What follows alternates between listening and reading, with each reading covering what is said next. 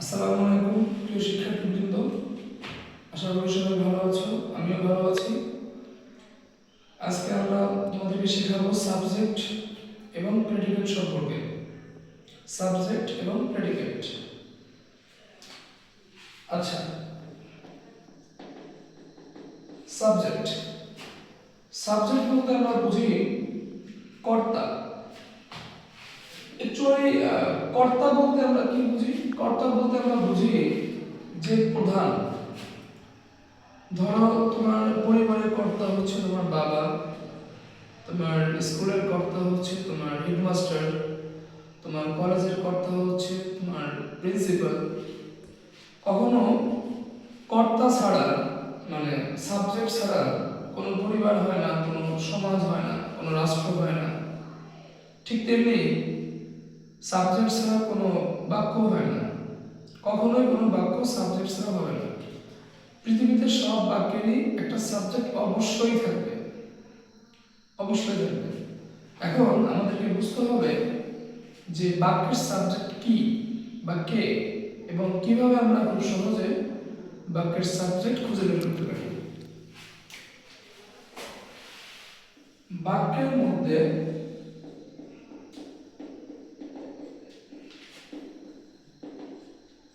যাকে উদ্দেশ্য করে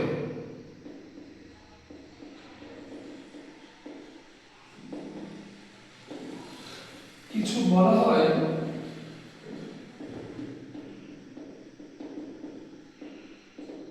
তাকেই সাবজেক্ট বলে। বাক্যের মধ্যে যাকে উদ্দেশ্য করে কিছু বলা হয় তাকেই সাবজেক্ট বলে। এই যেমন ধরো, জন ইজ মাই বাড়ি। তোমরা কি বলতে পারো বাড়ি অর্থ কি? বাড়ি অর্থ হচ্ছে বন্ধু। জন আমার বন্ধু। এই বাক্যটা আমি কাকে বলেছি বলতো? জনকে। তার মানে যেহেতু বাক্যটা আমি জনকে বলেছি, তার মানে বাক্যের সাবজেক্ট হচ্ছে জন। আবার মনে করো, জন and Della are two friends. জন এবং ডেলা দুই বন্ধু। এই বাক্যের সাবজেক্ট কে বলতো? এই বাক্যের সাবজেক্ট হচ্ছে জন এবং ডেলা উভয়ই। যে দুই বন্ধু বলেছি আমি, তার মানে এখানে আমি জনকে উদ্দেশ্য করে বলেছি এবং ডেলাকেও বলেছি। কারণ দুই বন্ধু কিন্তু একা জন হতে পারে না, আর একা ডেলা হতে পারে না। দুই বন্ধু হতে হলে কিন্তু আমাদের জনকেও লাগবে, ডেলাকেও লাগবে। যেহেতু বাক্যটা আমি জনকে এবং ডেলাকে উভয়কেই বলেছি, তার মানে বাক্যের সাবজেক্ট হচ্ছে জন এবং ডেলা উভয়ই। আরেকটা एग्जांपल,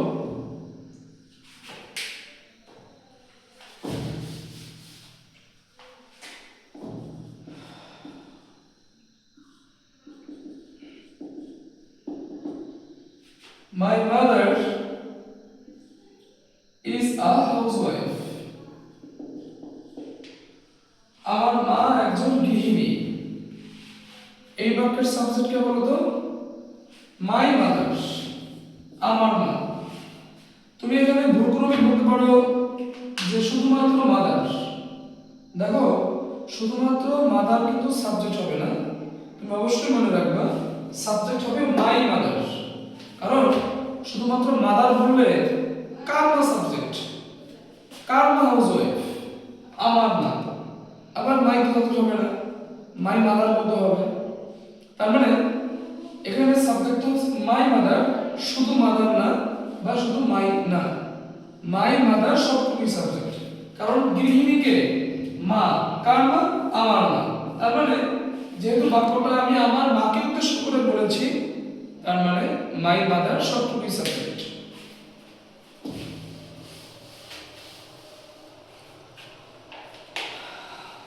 আশা করি সবাই এটুকু বুঝতে পেরেছো। এখন আমি তোমাকে কিছু ব্যতিক্রম সাবজেক্ট দেখাবো যা বিভিন্ন পরীক্ষাতে আসে। এই যেমন ধরো বিশ্ববিদ্যালয়ের পরীক্ষাতে আসতে পারে, অ্যাডমিশন টেস্টে আর কি, অথবা আসতে পারে বিসিএস, নিবন্ধন বা যে কোনো কম্পিটিটিভ এক্সামে এইসব কোশ্চেনগুলি আসে সাবজেক্ট থেকে। বিশেষ করে এই কোশ্চেনটা খুব বেশি আসে। One of the students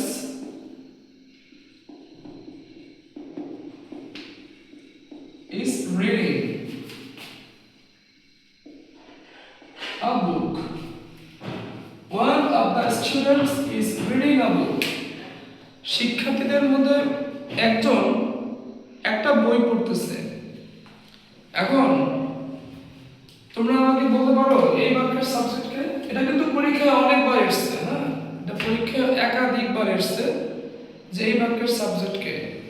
তুমি কিন্তু এখানে ভুল করতে পারো, তুমি এখানে সবটুকু সাবজেক্ট লিখে আসতে পারো এক্সামে, বাট না, এই বাক্যের সাবজেক্টটা হচ্ছে মূলত ওয়ান।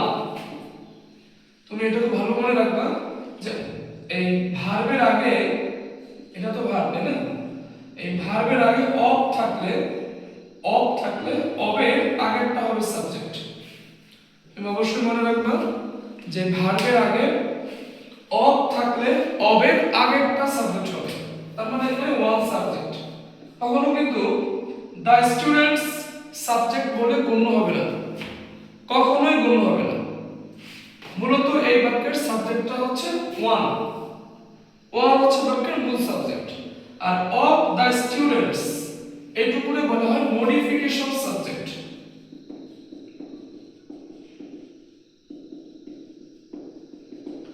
আর এই বাক্যের মূল সাবজেক্টটা হচ্ছে ওয়ান। আর এখানে যে ভার্বটা বসবে এটা কিন্তু এই সাবজেক্ট অনুযায়ী বসবে, এই মূল সাবজেক্ট অনুযায়ী। এখানে যে ভার্ব বসবে, ভার্ব সিঙ্গুলার হবে নাকি প্লুরাল হবে, এটা সম্পূর্ণ নির্ভর করবে হচ্ছে অবের আগের যে অংশ, মানে ওয়ান, এখানে ওয়ান অনুযায়ী এখানে ভার্ব হবে।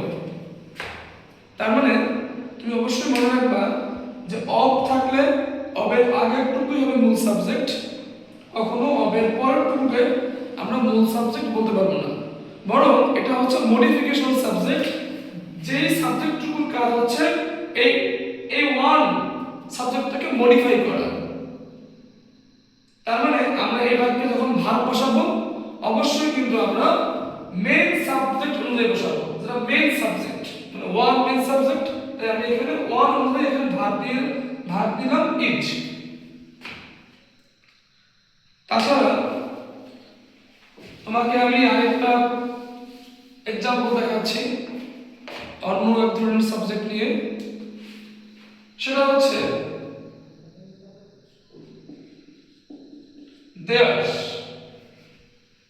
there is a pen। এই বাক্যের সাবজেক্টকে বলতে পারো? হ্যাঁ অবশ্যই দেয়ার সাবজেক্ট। তবে তুমি কি জানো যে এই দেয়ার যে সাবজেক্ট এটা হচ্ছে একটা কাপুরুষ সাবজেক্ট। কেন কাপুরুষ সাবজেক্ট বলতে পারো? কারণ পৃথিবীতে যত বাক্য আছে সব বাক্যের ভার্ব সাবজেক্ট অনুযায়ী বসে। সাবজেক্ট যদি সিঙ্গুলার নাম্বার হয় তাহলে ভার্ব সিঙ্গুলার নাম্বার হবে, আর সাবজেক্ট যদি প্লুরাল নাম্বার হয় তাহলে ভার্ব হবে কি নাম্বার? Plural number. তার মানে সাবজেক্ট যা বলবে ভার্ব সেটাই শুনবে। কিন্তু দেয়ার ব্যতিক্রম, দেয়ারের কোনো শক্তি নেই, দেয়ারের কোনো পাওয়ার নেই ভার্ব দেওয়ার। মূলত দেয়ার থাকলে এই ভার্বটা সিঙ্গুলার হবে নাকি প্লুরাল হবে এটা সম্পূর্ণ নির্ভর করবে হচ্ছে ভার্বের পরবর্তী অংশের উপরে। যদি দেয়ারের পরবর্তী অংশ সিঙ্গুলার নাম্বার হয় তাহলে এখানে সিঙ্গুলার ভার্ব বসবে, আর যদি দেয়ারের পরবর্তী অংশ কোনো প্লুরাল ভার্ব হয় তাহলে এটা অবশ্যই প্লুরাল ভার্ব হবে। ধরো দেয়ার আর some books, there are some books। দেখো তো এই যে এখানে আর ভার্ব পরে আছে some books মানে কিছু বইগুলি, অবশ্যই প্লুরাল নাম্বার। যেহেতু পরবর্তী অংশের যে অংশটা যেহেতু এটা প্লুরাল নাম্বার, সুতরাং ভার্বটাও হবে কি নাম্বার? Plural number. তার মানে দেয়ার থাকলে একটু ব্যতিক্রম হবে। ভার্বের ক্ষেত্রে দেয়ার নিজে কোনোভাবেই ভার্ব ডিসাইড করতে পারবে না যে ভার্ব কে আসবে। দেয়ারের ভার্ব ডিসাইড করবে হচ্ছে দেয়ারের পরবর্তী অংশ। যদি দেয়ারের পরবর্তী অংশ সিঙ্গুলার নাম্বার হয়, সিঙ্গুলার ভার্ব বসবে। আর যদি দেয়ারের পরবর্তী অংশ প্লুরাল নাম্বার হয়, তাহলে এখানে প্লুরাল ভার্ব বসবে। আশা করি বুঝতে পারছো। তোমাকে আমি আরেকটা সাবজেক্ট সম্পর্কে জানাচ্ছি, সেটা হচ্ছে ইম্পারেটিভ বাক্যের সাবজেক্ট।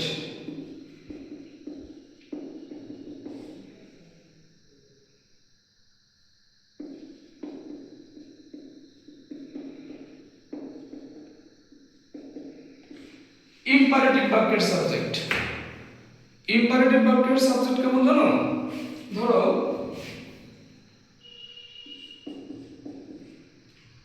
ক্লোজ দ্য ডোরস, দরজাটা বন্ধ করো, এটা কিন্তু ইম্পারেটিভ বাক্য। এটা কেন ইম্পারেটিভ বাক্য বলতে পারো? কারণ এই বাক্যটা আরম্ভ হয়েছে ক্লোজ একটা প্রিন্সিপাল ভার্ব দিয়ে।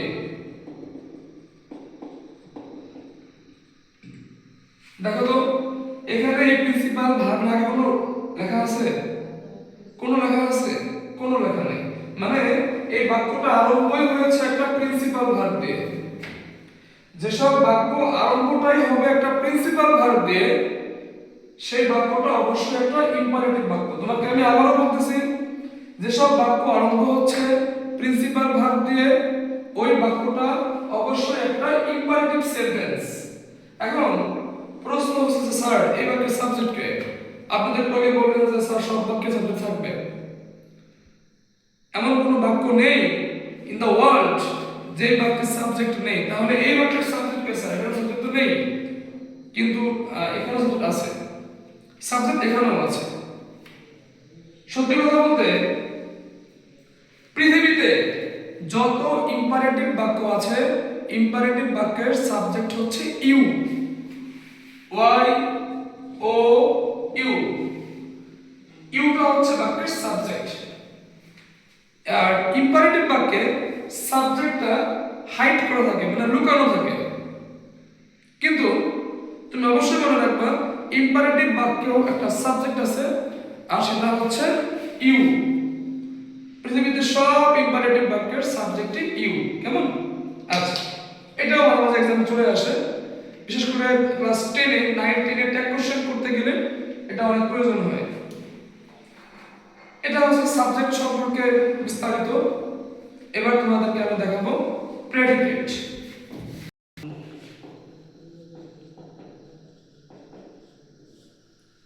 এবার তোমাদেরকে আমি দেখাবো হচ্ছে প্রেডিকেট। প্রেডিকেট বলতে আসলে তোমরা কি বোঝো? প্রেডিকেটের বাংলা হচ্ছে বিধেয়। বিধেয়, বিধেয়।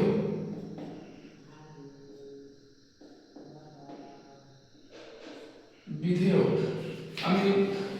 আমি একটু ক্ষমা চেয়ে নিচ্ছি, আমি বাংলা লেখাতে একটু দুর্বল, আর বাংলা বলাতেও একটু দুর্বল। আমি বাংলা লেখা মানে বানান ভুল হতে পারে, এজন্য আমি এক্সট্রিমলি সরি, আসলে খুবই দুঃখিত এর জন্য।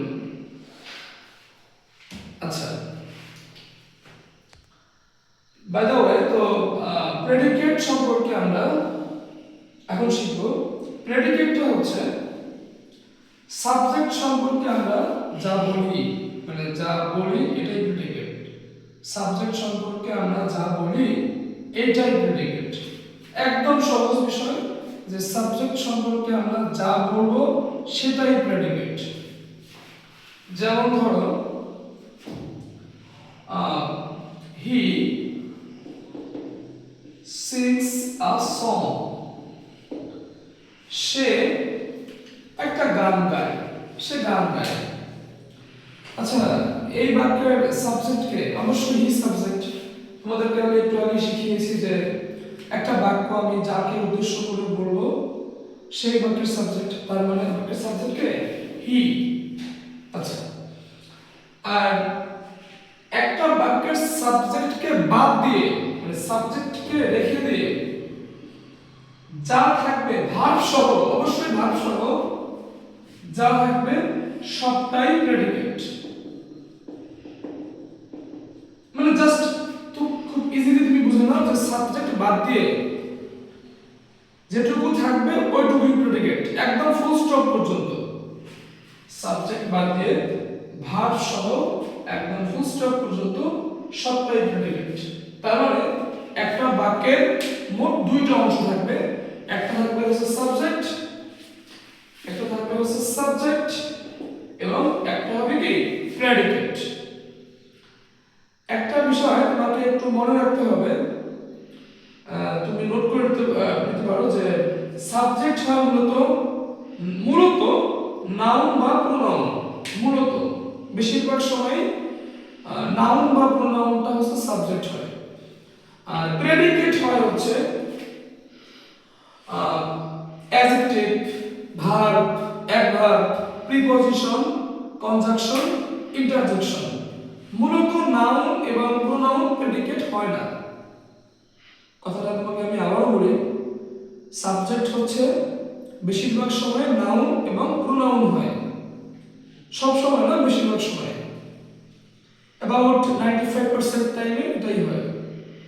আর প্রেডিকেট হয় হচ্ছে adjective, verb, adverb, preposition, conjunction এবং ইন্টারজেকশন। আচ্ছা, তাহলে হি sings a song, he subject এবং এটা হচ্ছে প্রেডিকেট। তোমাদেরকে আজকে আমরা একটা লাস্ট এক্সাম্পল দেখাবো, দেন আজকে আমাদের ভিডিও এখানে শেষ করব।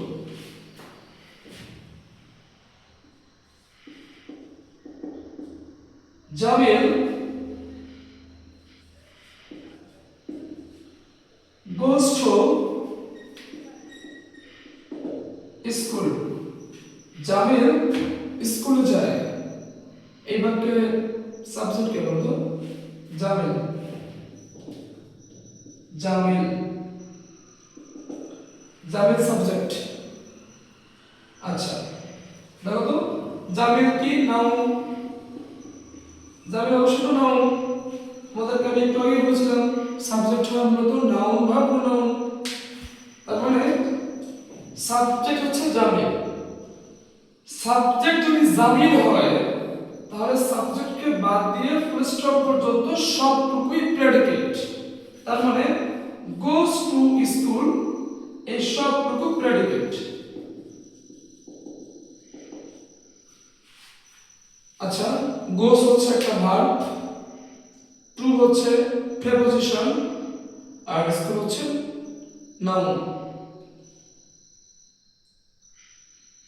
তাহলে বন্ধুরা আজকে এটুকুই।